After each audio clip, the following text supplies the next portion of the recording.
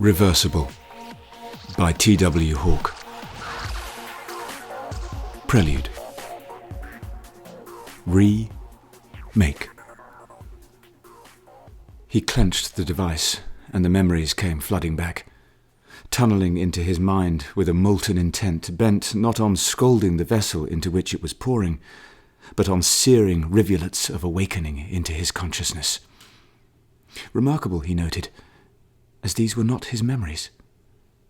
And yet, as the information flooded in, it was as if recalling a part of himself long forgotten, a dormant self, a nascent self, now awakened. Despite the foreign, anachronistic and alien nature of the sights and sounds piercing his awareness, he inhabited them fully. Distinct from learning something new through images or text, these were tactile, multi-dimensional and fully realized memories. He could see, feel, taste, touch, and smell them. But there was something that went beyond the senses, beyond his immediate reckoning. He could inhabit these memories, resolve them, explore and examine them from every angle, peer into every facet, twist and turn of each segmentation, as if standing before the object, the detail, the experience in question. He was outside himself and fully within himself, both in the experience and beyond it, as if he were the player in a scene and its director simultaneously. As he toyed with this ability amidst the data deluge, he found he could explode each object in his mind's eye, not as a form of destruction, as a method of seeing into the heart of the matter, the object, its architecture. When he focused his concentration with that intent, he could freeze an apparatus, burst it into its component parts, rotate and revolve those parts, move them around, examine their intricate mechanics, and grok them working in concert to perform a given function. In an instant, he could understand each instrument, its intended purpose, its majesty, its complexity, its flaws, and the mind of its maker. He could instantly divine how to take it apart, put it together, make it work, or break it. He could immediately pinpoint its weakness and divine its fortification. But far beyond this, he knew how to improve upon it, perfect it, to make each tool or technology the best version it could be. He could see the ideal version its creator aspired for it to become. He could identify the genius in each and every design, and then liberate it from humdrum inefficiency, casting away the rest. The power of this acumen flooded him. It imbued him with purpose. Then it defined him as it became him, and he became it. It was power beyond his imagining, yet perfectly suited to his singular genius. The flood of new memories cascaded before him, stretching the elastic of his neurology, pushing the limits of his physiology, expanding the bounds of his mind. He smiled unconsciously, alive, cognizant, awake. And then an insight hit him. For him to remember, he had to first be dismembered. And that was the cauldron in which his new consciousness was being forged. His ability to see into the nature of things was an expression of what was happening to him, as within, so without. That was the price of his newfound power. It was being used on him. He was being split apart, disassembled, examined to be understood, and then reassembled as something perfected, something more, something other. The device thrummed a soft tympanum. He regarded the instrument of his transformation with equal parts acceptance and disquiet. Of one thing he was certain. After the torrent, nothing for Declan Miles would be the same again.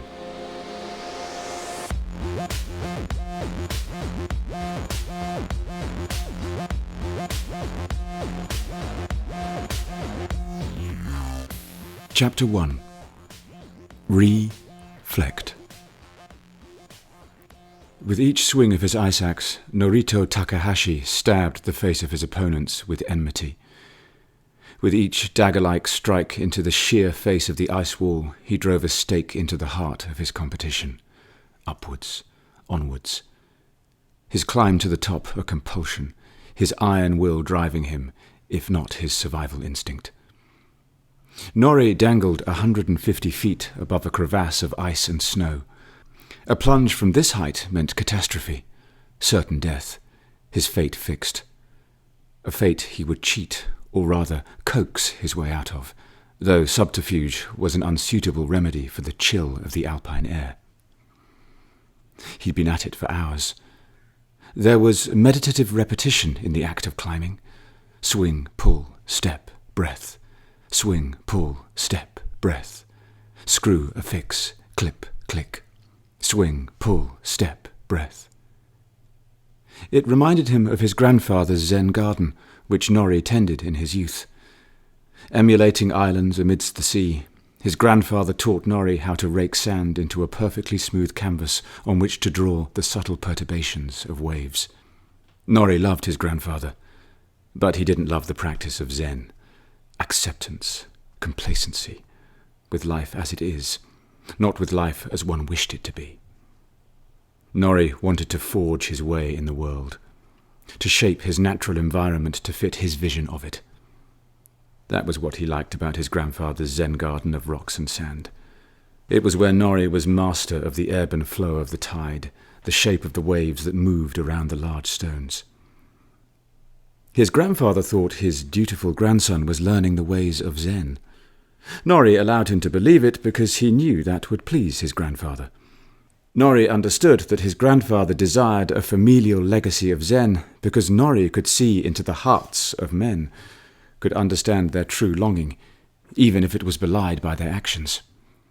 Early on, he figured out how to give the appearance of allowing others to get what they wanted while taking what he wanted. Nori didn't regard this as deception, just the method for his making his way in the world.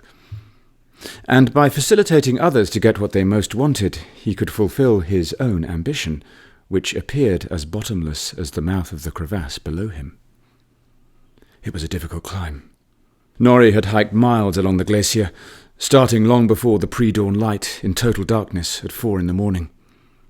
The early departure didn't bother Nori. He was an early riser. He'd trained himself to become so, even though it wasn't his propensity. Success was his propensity. The glacier trek alone was perilous. The ice moaned beneath Nori's feet in the warmth of the rising sun, sounding like a bellow from deep within the bowels of a beast, followed by the cracking of its giant vertebra. He imagined himself striding atop a dragon as it slithered fractionally forward, riding a thin layer of water between its belly and the earth. Jutting shafts of translucent green, jagged diagonals of bioluminescent blue, and immeasurable gradations of white made up the spine of the serpent. Each crack was a sigh, each moan an urging stretch, each staccato pop or click a snapping of its teeth. This slow-motion orchestra playing one languorous note at a time was a constant reminder Nori was traversing the back of something very much alive. 3 hours of navigating the spine of the beast into the mountains led Nori to a promontory that stopped him in his tracks, a waterfall stilled as if by a camera's shutter into a living snapshot. The powerful cascade was preserved in the ice, frozen in motion for his wonderment. Would Nori have come a month earlier or a week later, it may not exist as such at all. Like the glacial colossus he had just trekked, the raging torrent in tableau seemed held in place for him alone. Slick and smooth, the motionless falls glinted in the sunlight like the placid surface of a lake, evoking an enormous mirror reflecting the vast wilds before it. It was an epic-looking glass. He took in its height. The frozen cascade began several hundred feet above his head and disappeared 100 feet below into a jagged chasm too dark to discern its bottom. Nori surmised the falls as the source from which his glacial serpent sprang. Icy sustenance poured into the mouth of the beast, feeding its growing length, which stretched for miles out behind it like a lizard regrowing a tail that had been truncated by summer's balm. He realized he was standing at the mouth of a dragon, replete with barbed teeth and foreboding jaws threatening to snap him up. Was this ample nourishment for dragons? To feed a beast so large, so ravenous, so mythic? Surely there must be magic in this waterfall, Norrie thought. From what could it spring? Norrie had to know, had to eyeball the source. Whatever fed this ice dragon could surely feed him. And that typified his state of being. Norrie was hungry. But it wasn't a pang of hunger that drove him. It was fire. Declan Miles was precocious. There was no denying that. His intelligence was apparent from birth. It was in his eyes, even as an infant. He would stare with an intensity at the mobile above his crib, less as a form of cooing entertainment than a mechanism he strove to understand. 6 years later, nothing had changed. The promise of an infant's genius had manifested as the questioning intellect of a child, or what his father called the Inquisition. Declan possessed an infinite curiosity about how things worked, about cause and effect, and about the internal architecture of machines.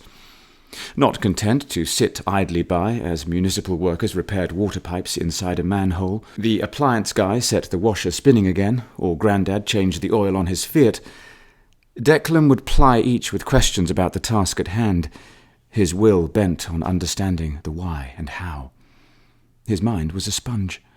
His inquiry was boundless, his intellect insatiable.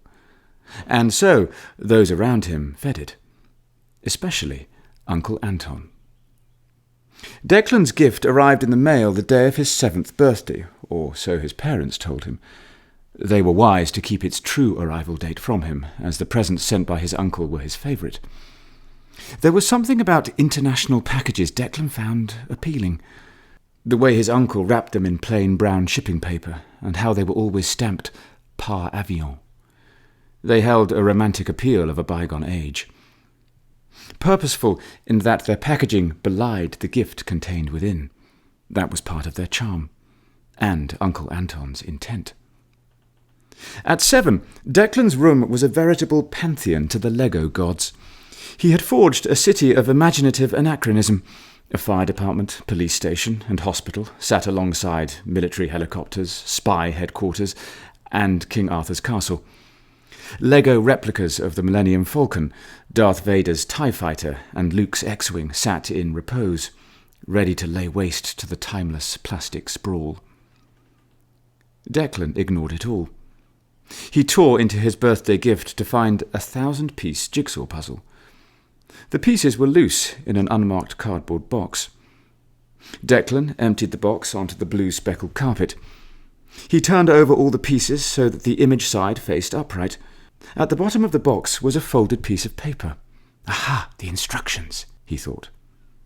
But there were no instructions necessary.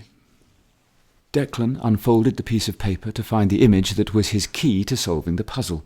A photograph of a Japanese engineer in a lab coat at a blackboard with a piece of chalk in his hand, and a large, intricate diagram of a machine with cogs and wheels, like a clockworks, behind him. This was the image Declan had to reconcile from the 1,000 little bits before him. Apropos of Uncle Anton, the puzzle had 2 levels. The assembly of the puzzle itself, and the assembly of the image of the clockworks within it, which would require divination to get the image of its parts properly placed. Declan sat cross-legged, unmoving, over the 1,000 scattered puzzle pieces. His gaze shifted to the image beside him, studying it deeply. Back to the pieces, then the image, the pieces, the image.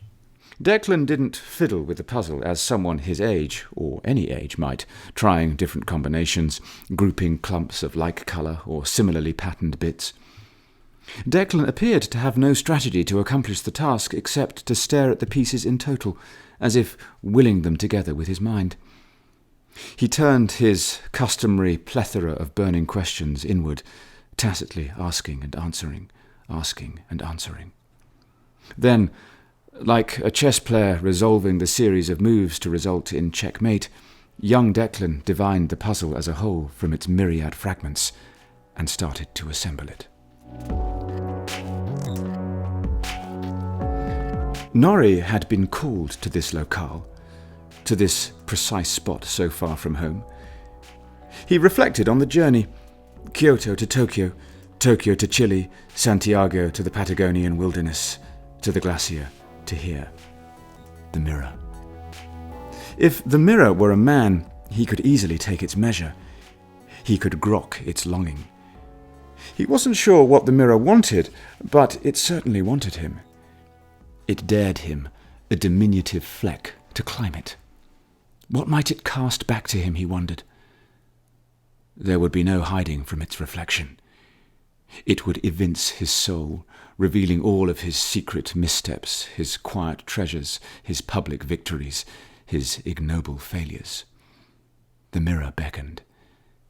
He set his pack down and began calculating the geometry of his ascent. Norrie couldn't make a direct attack. He had to climb diagonally across its face in order to ascend the centre meridian, his most efficient line to the top. He was only a novice climber, but what Norrie lacked in seasoning he made up for in precision and willpower, much like the path of his career. Norrie's ambition had paved the way for overtaking each of his engineering classmates, then his corporate colleagues. He was an innovator whose natural spark of genius was invention. Born into a traditional Kyoto family, Norrie was more inclined to the entrepreneurialism of the West than the stoic restraint of Japan. Discontent as a cog in a wheel, he strove to retain his individuation among the masses. A quiet rebel, he worked within the crowd, masking his inner desire for fame and riches. Like his Western counterparts, Norrie was too impatient for age and life experience to bestow upon him the respect he craved. He sought to be counted in the same breath as Honda, Sony, Toyota, Takahashi. His was an enterprise that deserved reverence, only he had to build it first. As Norrie ascended on the diagonal, the muted reflection of his red parka played off the ice like a slick of blood. The surface of the waterfall was smooth. Its polish held imperfections, contours, like the flowing waters that formed it, thicker here, shallower there. Frost dusted the face in patches, but for the most part, it was frictionless. Norrie climbed. The crampons on his boots gripped the falls. He marvelled at the simplicity of their design, how each boot's pair of stainless front points balanced him on the tenuous threshold between security and a death plunge. He climbed a few feet more. The lactic acid in his muscles built to an intolerable level. Another laboured step, and cramping became more than a concern. It inhibited his ascent. His calf locked. A charley horse seized his quadricep. His body was not up to the demands Norrie's will was putting on it. His engine strained despite the fire driving it forward. This wasn't the first time his zeal had pushed his body to its limits. He railed against the pain before finally succumbing to it with a huff. Norrie fixed his axe in the ice, fished an ice screw from his belt pack, chiselled a spot in the wall, drove it home. He clicked a carabiner into the screw, ran his rope through its safety closure. He set enough slack to strike a nebulous balance between range of motion and peace of mind. Enough rope to hang himself with, he thought. Even though it could hold 10 times his mass, Norrie gingerly tested his weight against it. He settled into a tentative perch, training his eyes on the vista before him. The Dragon Glacier's massive girth wound serpentine between virgin peaks. A cold gust carried the chill promise of snow as flurries drifted from above. Norrie swung back to the mirror, standing against it while leaning back into his makeshift seat. Put here for me alone to face my demons, he thought. Norrie had half expected such a symbol on his expedition. Japanese tradition is rife with serpents and dragons and great waves and samurai and shoguns. Though most iconography did nothing for him, the laughing Buddha, Hotei, spoke to him on some level. Norrie had always pondered what he was laughing at. Perhaps Hotei revelled in pure joy, perhaps at an inside joke only he could surmise.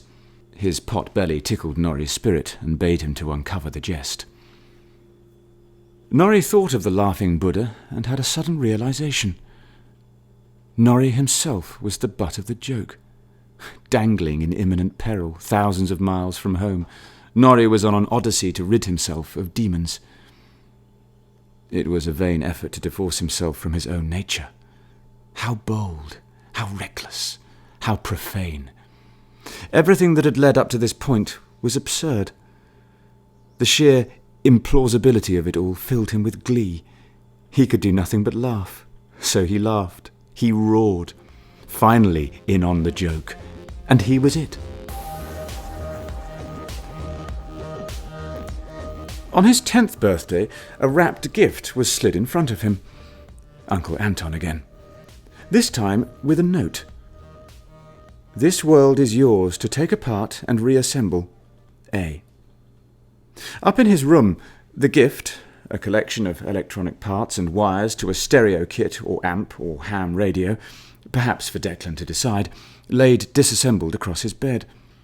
At 10, Declan's bedroom was a paean to pin-ups of a different variety.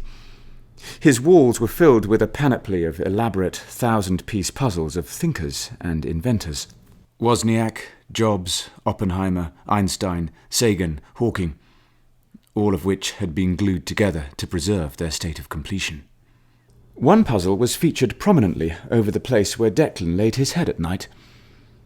It was the puzzle from his 7th birthday, long ago assembled.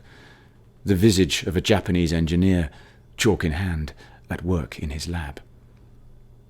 Declan studied the components, unmoving, taking them all in. After an endless period of contemplation, he grabbed one and set to work vanquishing Uncle Anton's latest enigma.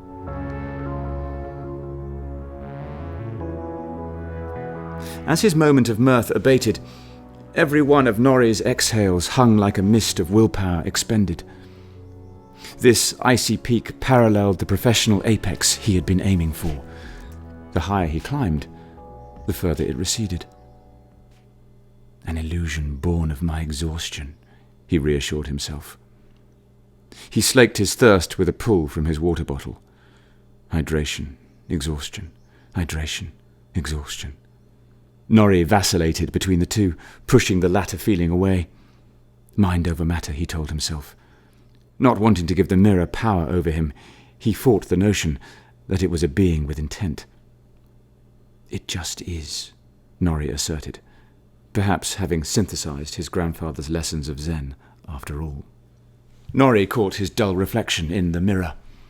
His crimson form jogged from side to side. And then he spied something strange. A slender shadow stepped out from behind his reflection in the ice. At first, he thought he was hallucinating the dark form. But as he peered closer, the shadow jeered at him, then stepped aside, revealing another. This one mocked him too. It danced behind the ice, taking form, resolving in colour and definition. It danced away as yet another took its place. Norrie gawked in disbelief as the faces resolved themselves in the mirror. The familiar visages were distorted in the subtle striations in the ice, but he recognized them clearly enough. They were faces Norrie knew. The faces of his oppressors, his competitors, his enemies disguised as former colleagues. Norrie could distinguish Kobayaru, Yoshi, Mitame, Sato-san. Their grimaces set the ire within him ablaze. Norrie struck out vehemently with his axe. He chipped and carved at the catalysts of his cataclysm. These were the co-workers who had barricaded his genius behind a wall of Japanese tradition. They undermined his work, then usurped his invention, all in the name of the corporation, the group. His role was to serve the greater whole he had been commanded, to honour the elder innovators who had come before him. It was imbued in the culture of Japan. One could not trample his forebears by upstaging their outdated technology.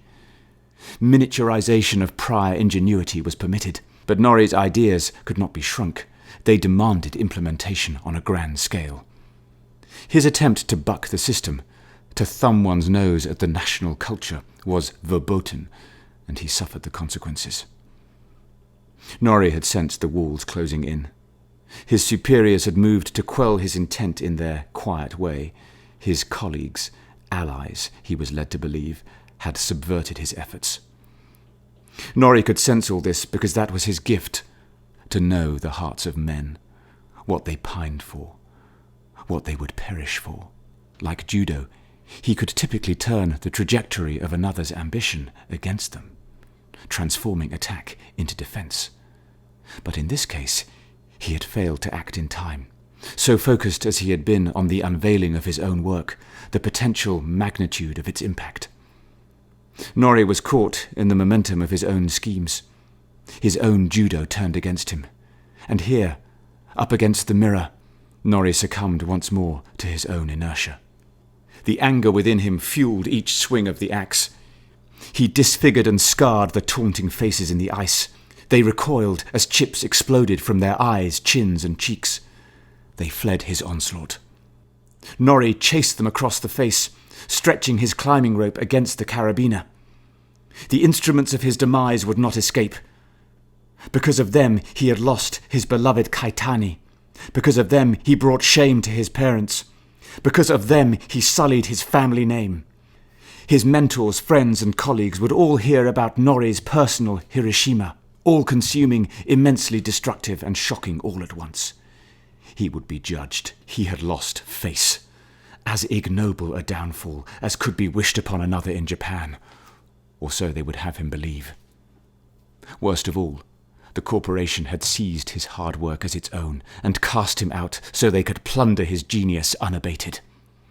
Norrie tapped a surge of energy that lay beyond his exhaustion.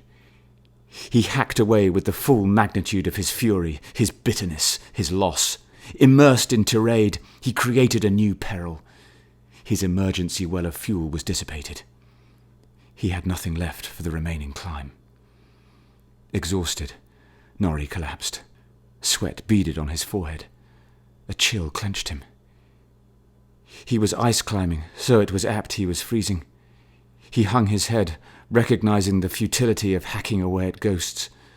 As in Tokyo, those self-same figures were obscured, protected, unreachable. The pock-marked faces laughed at Norrie behind their impenetrable sheath. Norrie dangled above the mouth of the dragon like bait on a line of filament. He looked heavenward and did something he never did before.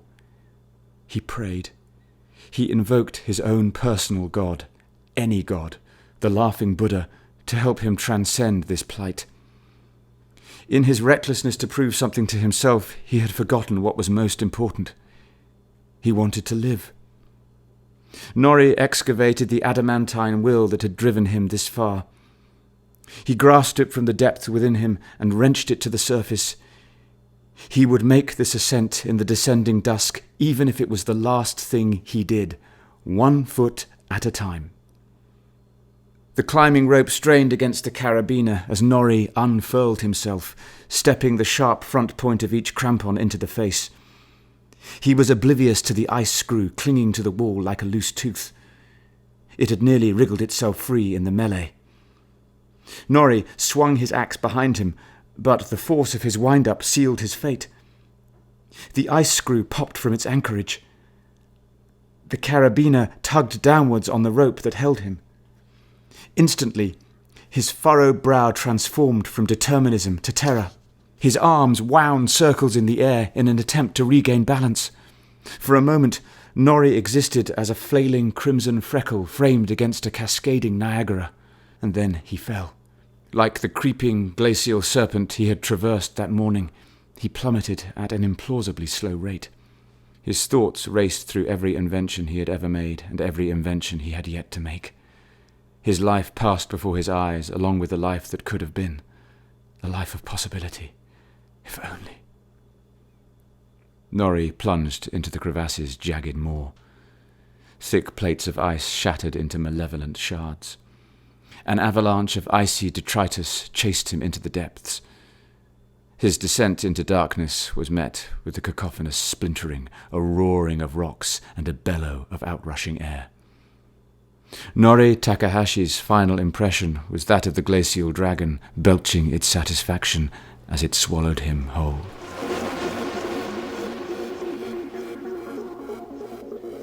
On Declan's 15th birthday, a gift arrived with the same nondescript guile as its packaging.